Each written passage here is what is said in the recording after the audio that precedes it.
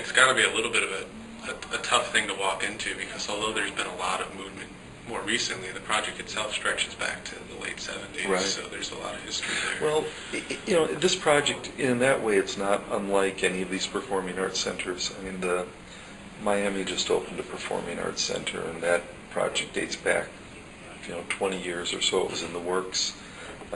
When I got to Fort Lauderdale in '98, I guess it was, they were talking about any day now we're going to start construction, and that was after a process where they had started planning their center at the same time that Broward County started planning theirs. So that process stretched out over decades.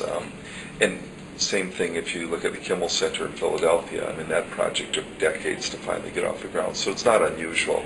And that's exactly the situation that happened here, where what you're really talking about with projects like this, I mean, the interesting thing is that the focus is on the construction and the buildings, but when you look at it in the full span from when things really start, and by that I don't mean who had the idea to say, okay, we're finally going to get this building designed and built, but when you start looking at the original vision and impetus, and when you look at the future vision, we tend at this moment to focus on the buildings, right. But really it's about a much larger community vision sort of coalescing around the buildings.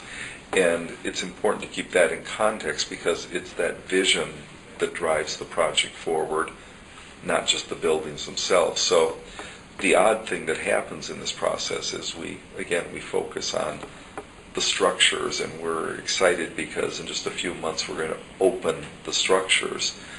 But really what we're talking about here, as in every community that does this, is fulfilling and really launching a vision that is probably a generation old, decades old certainly.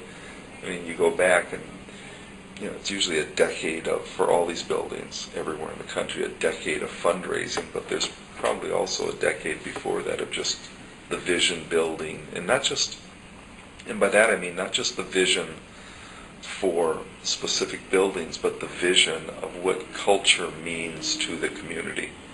Not a vision for specific arts groups, not a vision for specific buildings, but these places don't happen unless the community on some scale understands the role that culture plays, both in terms of specific arts institutions, but just the larger sense of what the community is, its identity, and who we are.